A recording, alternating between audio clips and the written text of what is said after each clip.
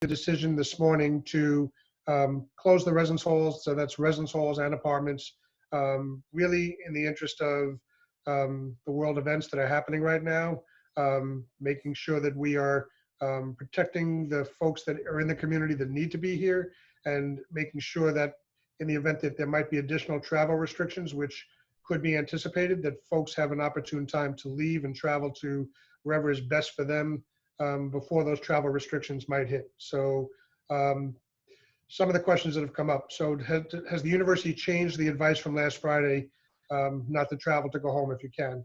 So I'm sure that Lindsi may weigh in on a piece of that, but we are saying that if you can travel and you can get home, that you really should leave, because we want to reduce the density in the residence halls and apartments to the extent that we can. We know that we will never be at 0% occupancy. We know that there will be students who this is their place to be, this is their home. Traveling is not an option for them. So we know that we'll never be at zero, but the goal is to reduce the occupancy across the campus to as low a level as we can. Question was, if approved for an exception, how long will the temporary housing last? So it's not temporary housing. If you submitted a request on the form that you were sent with the communication from Dr. Gatto and Dr. Bauman saying that you need to stay, that's being reviewed by a team of staff on campus, and they will provide you a response hopefully within 24 hours. There's a lot of exception requests out there, so it may take a little longer, but you will get a response back. And if the response back is that yes, your request to stay is approved, that is through the end of the spring semester. It will not be that it will change. Your exception will be through the end of the spring semester. For folks that do leave, we will be crediting housing fees from the date that they leave. So that is defined as when your room is empty and when your key is turned back into your quad, area, or apartment office, so that we know that the space is empty and that you're gone. So from that point forward, an adjustment will go on the account for the remainder of the semester's housing fees. That may take a few days to show up on your university account. Imagine that we are potentially seeing thousands of students moving out in the course of a 3 or 4 day period. So we will not get credits on real time for any student. It'll take some time before those credits show up there. Somebody asked the question about, what about summer housing? I would say at this point, that's unknown. I don't think we know what the next 8 to 10 or 12 weeks will bring. So as soon as there's clarity about what the current world situation is, as soon as there's clarity about what's happening on campus, the university will communicate to everyone about the availability or lack thereof of summer housing. Question is about, I don't have any protective materials, masks, gloves, protective suites, hand sanitizers, etc. So if you are worried about those in terms of packing up and leaving, you don't need to be using protective equipment. The best advice is social distancing, making sure that there is roughly 6 feet between you and somebody next to you. So if you have a roommate or an apartment mate or a suite mate, and you're concerned about being in close proximity to them, as long as you maintain a rough 6 feet or more proximity from them, you should be fine. You don't need protective equipment. The whole goal is to reduce the density on campus so that that social distancing is in place and reduces the risk of folks having issues because of contact with others. So I think that at least takes care of the initial questions. I think I'll yield there to Lindsi if there's some things you want to say, and then we can move from there. Yeah, so my name is Lindsi Walker. I'm the Senior Assistant Dean for Global Affairs, and I oversee the Visa and Immigration Services Office. And so I didn't see specifically pre-submitted questions regarding our unit, but I'll address some concerns that we're hearing and feeling. So the first is students asking about travel signatures to depart. So the good news is you don't have to have a travel signature to leave the US. You have to have a travel signature to re-enter the United States. So we would encourage you to look at your I-20 on page 2.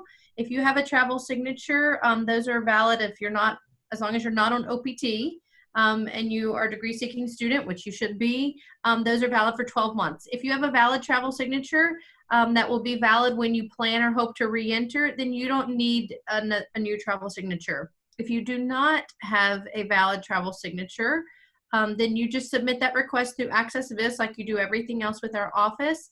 My team is working diligently to process these as quickly as possible.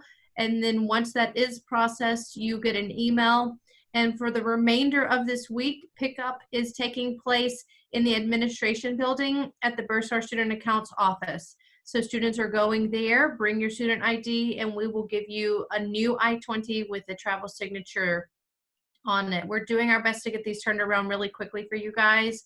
Obviously, with the understanding that we're receiving a few hundred of them at a time. So it's certainly a lot, but we're doing our best to help so that you can have that prior to your departure. I don't, do you have options for us to stay here if we are not going back to our home country? So that's where you would utilize that form. So you could certainly utilize that form to indicate any of those requests. Students who are planning to graduate from an immigration perspective will certainly need to be mindful of if they're interested in applying for optional practical training. And you do have to be physically present in the U.S. when you submit that application to USCIS. And if you fall into that scenario, that's where you would then also submit that form for it to be reviewed by the Student Affairs team on an exception basis. So I'm going to jump back in with a couple of points that have come up as we're on the line. So one is, I can't stress enough that it's really important that unless you have no place else to go that is a permanent residence for you, that we really do need you to go. Travel restrictions may very well be coming. It is a real situation. We need to reduce the density on campus as quickly as we can. So I know some folks are saying, is 3 days and really enough time? You need to make travel plans to the extent that you can to be out as quickly as you can so that we can really move to lower the density in the residence halls and apartments to the lowest possible level that we could possibly have. This is not a do I, it is a yes, we want you to, yes, we need you to. Another question that came up is, will you be required to do a room change if you're approved to stay? And once we have folks out of the buildings and we see who is left for the rest of the semester, there is a great likelihood that we will be moving folks to create less density. I think I maybe alluded to that, but the goal is if we get down to some small number of folks living on campus and I'm in a double room and you're in a double room, we're going to move somebody out of that room to create everybody living in singles to reduce the density of space that folks are living in. And we realize that 3 days is short, but let me say again that the longer you wait to make your travel plans, the longer the more likely you run into the risk that there will be a travel ban or additional travel bans put in place that will, severely limit any movement in or out of the campus. So you should be looking at those travel arrangements right now.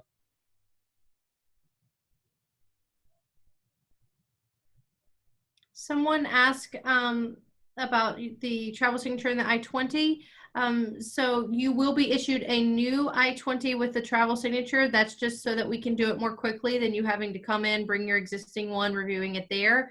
But it's the same CVIS ID number. It's a new I-20 with your travel signature. It's not a new CVIS ID. It doesn't have any other implications, but it will be a new I-20, not on your existing I-20. And that's sheerly for the purposes of us being able to help you in a more efficient and quick manner. So that is how we're operating. That's not how we normally do travel signatures, as you guys probably know. But under these unique circumstances, that is how we're choosing to operate in an effort to help you more quickly. One of you also asked if there are events that interrupt your plan of coming back, and so you're out of the country more than 5 months, what do? You guys need to reference the email that was sent from VIS today where we addressed this. SEVP gave updated guidance on Friday, March the 13th that allows institutions to keep your F1 record active even if you depart the U.S., as long as you remain enrolled in your classes that are now being delivered through alternate methods of learning. So as long as you maintain that enrollment, we will maintain your record in active status. However, I will advise you that Customs and Border Protection is the agency that's responsible for allowing you to re-enter the United States, and they have not published any updated guidance yet in regards to relaxing standards of allowing students to enter. It would be our hope and expectation that these entities would align in that way, but they haven't formally given any of that guidance. So there's certainly still that risk, but your record will be active. So your F1 record will be active. If you have a valid visa, then you need the travel signature. You would have a travel signature. You need to follow all the instructions in the email that we sent you today. We linked you to our travel page that gives you instructions. If you have all those documents with you, then you could use that document to re-enter. And we would hope that Customs and Border Protection will allow students to re-enter even outside of that 5-month window, but that has not been any formal guidance that has been passed down from CBP. So there's a question that somebody posed that I hear that the dorm we're living in now will become temporary place for people who are sick. Is that true? That is not true. We would not be looking to put folks into a building where other folks might be living if those folks are sick. So the goal here again is to reduce the social density, is to create space between folks that are here who are healthy, to reduce the risk of contraction of the virus or any other illness.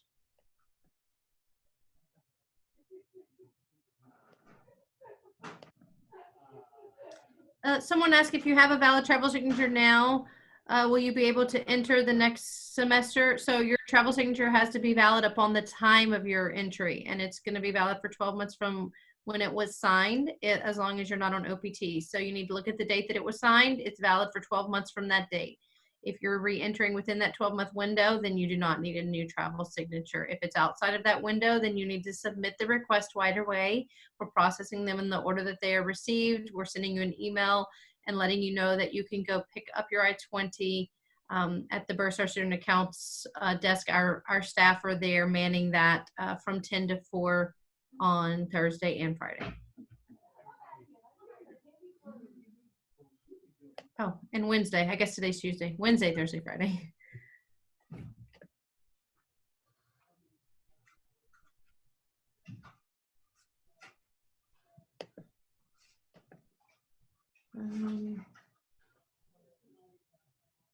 Question is, if I don't have a place to stay, can we stay here? And what services remain opening? Any dining place and markets open after spring break? So again, for folks that say that they don't have a place to stay, you need to fill out that form that was a link on the letter that everyone got today from Dr. Gatto and Dr. Bauman. Those requests will be limited, but they will be considered. And if it is truly a situation where you have no place else to go, then a consideration will be made for you to stay. If it is an act of convenience and I want to stay versus going home, you should be planning to pack and have travel arrangements to go home. As far as services to remain open, right now, campus dining will have some locations open after spring break.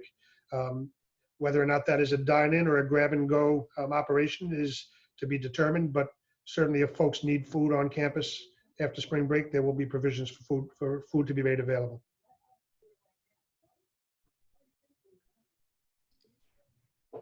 And it looks like all the questions that are being submitted through students are already being answered. I just want to make a final call that the student that currently attending this session right now, if you still have questions that are not yet being answered, please use the Q&A function in the bottom of this platform to ask us questions. Thank you. There's one other question that came in, that if you're not in New York now, can you still request a travel signature? You can and should still submit the request on Access This. There's a drop down on how you want to receive that. So it's either through pickup or you can request it to be shipped. So if you're leaving from wherever you are, we can ship it to a location for you.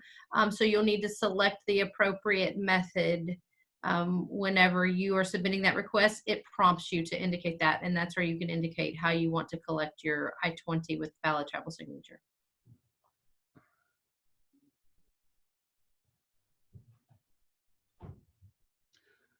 If we get approved to stay on campus, can we still request a refund of our dining dollars? So if you email reside with that question, reside at stonybrook.edu with that question, I will get you the answer.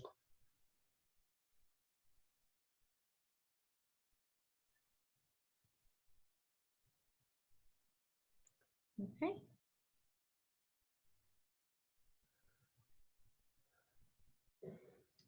Okay, I just want to make another last call for any questions that the current students and families, if there are families joining us that you might have, please use the Q&A function to ask us that question.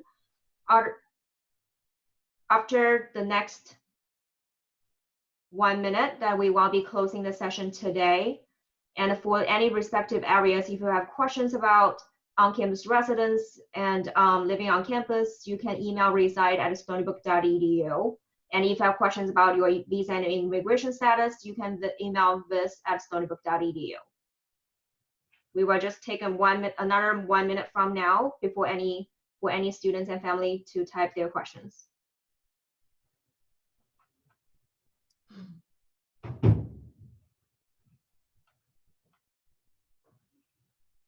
Al, do you know that answer on how they're going to get there, or what that's going to So look if I like? decide to move out now, how can I get my bill back? Is it through solar?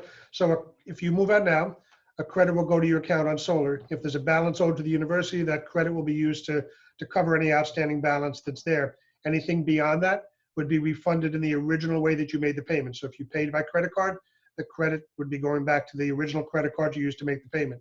If it's a refund and you made it by cash, then that refund would come back to you as a check to whatever your address of record is at the university. But typically, if it's an electronic payment, the credit is going to that payment of record.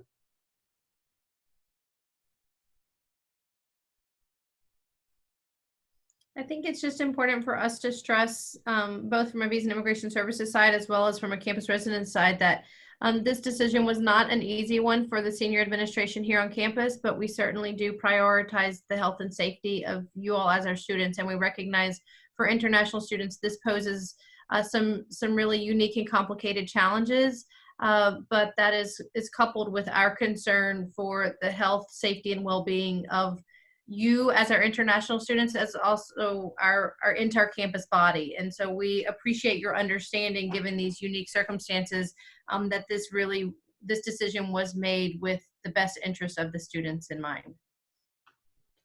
So 2 more questions have popped up. One, is there a page in Stony Brook's website that explains all about these questions? Yes, so if you go to the Stony Brook homepage, stonybrook.edu, and you click on the link for coronavirus, there is a fact page there, an FAQ page, and that's being maintained every day. And some of the answers that were there on Friday are different than the answers there today, and they may be different than the answers that come in tomorrow as circumstances change. And the other question was, if I really have no way to go and the university doesn't agree to let me live in my room, what can I do? So I guess my answer to that would be is fill out the request on the form and wait for the response.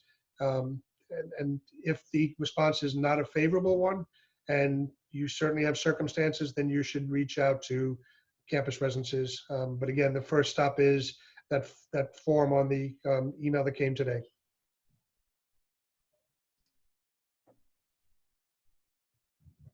Thanks, Al. And I also want to stress that the page that I sent in the group chat that all the students and families will be able to see, there is a Q&A page. Again, like Lindsi said, we appreciate that you giving us the time for us to update those websites and update our information and the situation changes. Meanwhile, some of the families that I can see some families joining from China, the university's official WeChat account will also be updating as we go. And we appreciate your understanding in terms of there will be a timeline for us to be able to turn around and update those information as we go. Thanks. So 2 questions that just came up. How long will it take to get a reply to the exception form? The goal is to get a response out in 24 hours. I will tell you there are a lot of requests out there, so it might take a little longer than 24 hours, but as quickly as the folks that are reviewing them can get a response, you'll get a response back to your Stony Brook email address. And then the question is, will the SAC or some of the dining hall open after Friday? So again, there will be some food service solution for next week. What that is right now, I would say look at the FSA or the campus dining website, on a daily basis or at the end of the week for the most current information, or you can email reside@stonybrook.edu and we'll get you the answer and respond.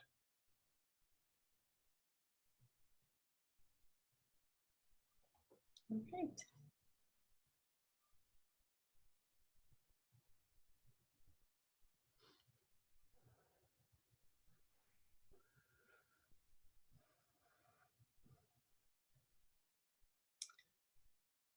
All right, so I think we've answered most of the questions.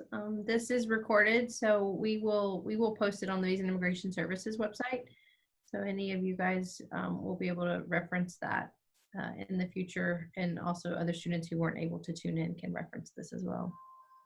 One last question, what are the empty rooms going to be used for? So again, the goal is once we have lower occupancy on campus is to spread out those folks that are here into as much lower occupancy as possible by spreading folks out. So a room that might open up next door to you would be used for your roommate if you're in a double room with somebody else and you're both staying. So the goal is to create less density on campus. There may be rooms that stay empty, and they will stay empty. Do you need to move out of your current dorm to another one if we stay on campus? That's to be determined after we know how many students will be remaining at the end of the week. And again, the message is that we need as many folks as possible to leave. This is not a, I choose to stay. It is those that are here must stay because they have no other option for themselves. So it is at that level of response.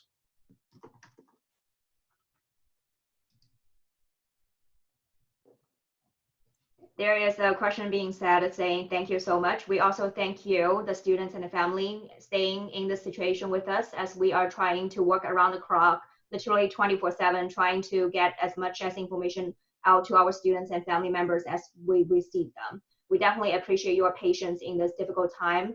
And I just re-echo on what Lindsi have said earlier, that we are all staying together in this situation. And with that being said, if there are no more questions, we can end the session today. And then like Lindsi mentioned, there will be live video if you have friends or relatives that are not going to be able to join our session today, but you want to share this information with them, that will be available on Visa Immigration Services website. And the students also will receive the email from Visa Immigration Service office about this. Anything else anyone else wants to add before we turn off? Thank you, everyone. Be safe. All right. Thank you. Bye-bye. Bye-bye.